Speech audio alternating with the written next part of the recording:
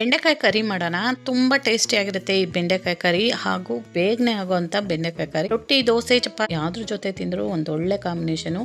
ಡಾಬಾ ಸ್ಟೈಲಲ್ಲಿ ಮಾಡೋಣ. ಡಾಬಾದಲ್ಲಿ ಮಾಡೋ ಥರನೇ ಇದು ಗ್ರೇವಿ ಬರುತ್ತೆ, ತುಂಬ ಟೇಸ್ಟಿಯಾಗಿರುತ್ತೆ. ಇದಕ್ಕಿನ್ನೂ ಕ್ರೀಮ್ ಎಲ್ಲ ಬಳಸ್ಕೊಂಡು ಮಾಡಿದ್ರೆ ಇನ್ನೂ ಟೇಸ್ಟಿಯಾಗಿ ಬರುತ್ತೆ. ಇದನ್ನು ಮಾಡೋ ವಿಧಾನ ನೋಡೋಣ. ಇಲ್ಲಿ ಬೆಂಡೆಕಾಯಿ ತೊಗೊಂಡಿದ್ದೀನಿ, ಮುಳ್ಳು ಬೆಂಡೆಕಾಯಿ ಅಂತ. ಇದು ಬಿಳಿ ಬೆಂಡೆಕಾಯಿ, ಗ್ರೀನ್ ಬೆಂಡೆಕಾಯಿ ಅಲ್ಲ, ಇದು ಸ್ವಲ್ಪ ದಪ್ಪ ಇರುತ್ತೆ. ನಾಟಿ ಬೆಂಡೆಕಾಯಿ. ಎಳೆ ಬೆಂಡೆಕಾಯಲ್ಲಿ ಮಾಡಿದ್ರೇ ಟೇಸ್ಟು ಚೆನ್ನಾಗಿ ಬರೋದು, ಬಲ್ತಿರೋದೆಲ್ಲ ಹಾಕಬೇಡಿ. ಈ ಥರ ಮುರಿದಾಗ ಕಟ್ಟಾಗಬೇಕು ತಕ್ಷಣ, ಆಗ ಎಳೆದಿರುತ್ತೆ. ಬಲ್ತಿರೋದು ತೊಗೋಬಾರ್ದು. ಈ ಬೆಂಡೆಕಾಯಿನ ತೊಳೆದು ನೀಟಾಗಿ ಒರೆಸ್ಕೊಂಡು ನೀರಿನ ಅಂಶ ಇಲ್ಲದೆ ಇರೋ ಥರ ಈ ಥರ ಚಿಕ್ಕ ಚಿಕ್ಕದಾಗಿ ಕಟ್ ಮಾಡ್ಕೊಂಡಿದ್ದೀನಿ. ಒಂದು ಬಾಣಲಿ ಇಟ್ಕೊಂಡು ಇದಕ್ಕೆ ಹಾಕೊಳ್ಳೋಣ. ಮೊದಲೇ ಎಣ್ಣೆ ಹಾಕಬಾರ್ದಿದ್ದು ಉರಿಯೋಕ್ಕೆ. ಡ್ರೈ ಆಗಿರುವಂಥದ್ದಕ್ಕೆ ಹಾಕ್ಕೊಂಡು ಒಂದು 5 ರಿಂದ 6 ನಿಮಿಷಗಳ ಕಾಲ ನೀಟಾಗಿ ಹುರ್ಕೋಬೇಕು. ಇದನ್ನು ಸ್ವಲ್ಪ ಹೈ ಫ್ಲೇಮಲ್ಲೇ ಇಟ್ಕೊಂಡು ಹುರ್ಕೊಳ್ಳೋಣ. ಇದನ್ನು ಎಣ್ಣೆ ಹಾಕಿಲ್ಲ ಇದಕ್ಕೆ. ಸ್ವಲ್ಪ ಹೊತ್ತು ಹುರಿದಾದ್ಮೇಲೆ ಅದರದ್ದು ಲೋಳೆ ಅಂಶ ಎಲ್ಲ ಕಡಿಮೆ ಆದಮೇಲೆ ಇದಕ್ಕೆ 1 ರಿಂದ 3 ಸ್ಪೂನಷ್ಟು ಆಯಿಲ್ ಹಾಕೋಬೇಕು. ಮುಂಚೆನೇ ಹಾಕ್ಬಿಟ್ರೆ ಅದು ಲೋಳೆ ಅಂಶ ಎಲ್ಲ ಭಾಳ ಬಿಟ್ಕೊಬಿಡುತ್ತೆ. ಸ್ವಲ್ಪ ಡ್ರೈ ಆಗಿ ಒಂದು 2-3 ಸೆಕೆಂಡ್ ಹುರಿದಾದ್ಮೇಲೆ ಎಣ್ಣೆ ಹಾಕ್ಕೊಂಡು ಹುರಿತಾ ಇದ್ದೀನಿ. ಚೆನ್ನಾಗಿ ಹುರಿಬೇಕು. ಇದು ಪೂರ್ತಿಯಾಗಿ ಕಲರ್ ಚೇಂಜ್ ಆಗಬೇಕು, ಸ್ವಲ್ಪ ರೆಡ್ ಆಗಬೇಕು, ಮತ್ತು ಕಪ್ಪಾದರೂ ಪರವಾಗಿಲ್ಲ. ಚೆನ್ನಾಗಿ ಹುರ್ಕೋಬೇಕು, ಈ ಲೋಳೆ ಅಂಶ ಎಲ್ಲ ಹೋಗುತ್ತೆ. ಅಷ್ಟರಲ್ಲಿ ಈ ಕಡೆ ಒಂದು ಮಸಾಲೆ ಮಾಡ್ಕೊಳ್ಳೋಣ. ಒಂದು ಮಿಕ್ಸರ್ ಜಾರು ತೊಗೊಂಡು ಇದಕ್ಕೆ 1 ದೊಡ್ಡ ಈರುಳ್ಳಿನ ಹಾಕೋತಾ ಇದ್ದೀನಿ, 1 ಟೊಮೊಟೊನೂ ಹಾಕ್ತಾಯಿದ್ದೀನಿ. ಇಲ್ಲಿ 4 ರಿಂದ 5 ಗೋಡಂಬಿ ಹಾಕ್ತಾಯಿದ್ದೀನಿ. ಬೆಳ್ಳುಳ್ಳಿ ಮತ್ತು ಶುಂಠಿ, 1 ಗಡ್ಡೆ ಬೆಳ್ಳುಳ್ಳಿ, 1 ಇಂಚು ಶುಂಠಿ. ಇದಕ್ಕೆ ಮಸಾಲೆಗೆ ಜೀರಿಗೆ, ಚಕ್ಕೆ, ಲವಂಗ, ಒಂದೇ ಒಂದು ಯಾಲಕ್ಕಿ, ಒಂದು ಸ್ವಲ್ಪ ಜಾಪತ್ರೆ, ಇಷ್ಟು ತೊಗೊಂಡಿದ್ದೀನಿ. 2 ಲವಂಗ ತೊಗೊಂಡಿದ್ದೀನಿ ಅಷ್ಟೇ. ಇಷ್ಟನ್ನು ಹಾಕ್ಕೊಂಡು ನೈಸಾಗಿ ಮಸಾಲಾನ ರುಬ್ಕೋಬೇಕು. ನೋಡಿ, ಈ ಥರ ನೈಸಾಗಿ ಆಗಿದೆ.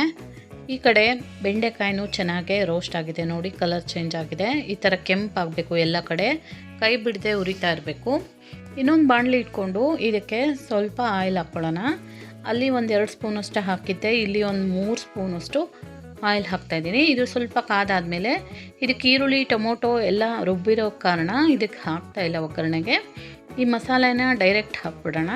ಹಾಕಿ ಒಂದು 5 ರಿಂದ 10 ನಿಮಿಷಗಳ ಕಾಲ ಸಿಮ್ಮಲ್ಲೇ ಇಟ್ಕೊಂಡು ಇದನ್ನು ಚೆನ್ನಾಗಿ ಫ್ರೈ ಮಾಡ್ಕೋಬೇಕು ಮಸಾಲೆನ. ಇದು ಯಾವುದು ಹುರಿದಿಲ್ಲ, ಇದು ಚೆನ್ನಾಗಿ ಹಸಿದಾಗಿರೋದ್ರಿಂದ ಎಲ್ಲನೂ ಚೆನ್ನಾಗಿ ಹಸಿ ಸ್ಮೆಲ್ ಹೋಗೋ ತನಕ ಇದನ್ನು ಫ್ರೈ ಮಾಡ್ಕೋಬೇಕು. ನೋಡಿ, ಈ ಥರ ಸಿಮ್ಮಲ್ಲೇ ಇಟ್ಕೊಂಡು ಚೆನ್ನಾಗೆ ಫ್ರೈ ಮಾಡ್ಕೋಬೇಕು.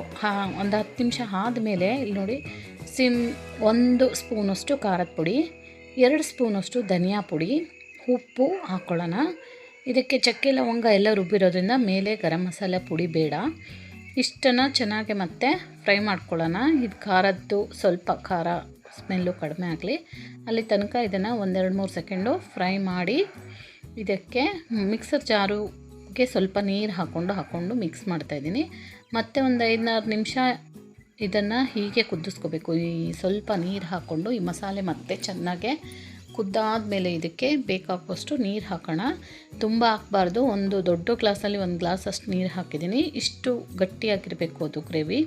ಇದನ್ನು ಮುಚ್ಚಿ ಮತ್ತೆ ಸಿಮ್ಮಲ್ಲಿಟ್ಕೊಂಡು ಒಂದು 10 ನಿಮಿಷಗಳ ಕಾಲ ಮತ್ತೆ ಕುದಿಸ್ಕೊತಾ ಇದ್ದೀನಿ. ಇಲ್ಲಿ ನೋಡಿ, ಆಯಿಲು ತೇಲ್ಕೊಂಬರ್ತಾಯಿದೆ. ಈಗ ಮಸಾಲೆ ಚೆನ್ನಾಗಿ ಕುದ್ದು ಒಂದೊಳ್ಳೆ ಫ್ಲೇವರ್ ಬರ್ತಾಯಿದೆ, ಘಮ ಘಮ ಅಂತ ಇದೆ. ಸೇಮ್ ಡಾಬಾದಲ್ಲಿ ಮಾಡೋ ಥರ ಗ್ರೇವಿ ಬಂದಿದೆ ನೋಡಿ. ಈಗ ಈ ಗ್ರೇವಿಗೆ ಹುರಿದಿಟ್ಟಂಥ ಬೆಂಡೆಕಾಯಿನ ಹಾಕ್ತಾಯಿದ್ದೀನಿ. ಇದನ್ನು ಹಾಕ್ಕೊಂಡು ಬೆಂಡೆಕಾಯಿನ 1-2-3 ಸೆಕೆಂಡು ಚೆನ್ನಾಗಿ ಇದನ್ನು ಕುದಿಸ್ಕೋಬೇಕು. 3/4% ಅಷ್ಟು ಬೆಂಡೆಕಾಯಿ ಹುರಿಯೋದ್ರಲ್ಲೇ ಬೆಂದಿರುತ್ತೆ, ಇನ್ನು 1/4% ಅಷ್ಟು ಬೇಯಬೇಕು.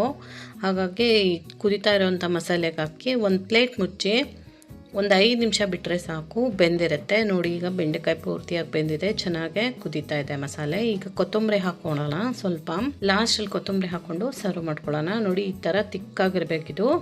ಚಪಾತಿ, ರೊಟ್ಟಿ, ದೋಸೆ ಜೊತೆ ಒಂದು ಒಳ್ಳೆ ಕಾಂಬಿನೇಷನ್ ಇದು. ಬಿಸಿ ಅನ್ನಕ್ಕೆ ಚೆನ್ನಾಗಿರುತ್ತೆ. ನಿಮಗೆ ನನ್ನ ವಿಡಿಯೋ ಇಷ್ಟ ಆದರೆ ಪ್ಲೀಸ್ ಲೈಕ್ ಮಾಡಿ, ಶೇರ್ ಮಾಡಿ, ಸಬ್ಸ್ಕ್ರೈಬ್ ಮಾಡ್ಕೊಳ್ಳಿ. Thank you.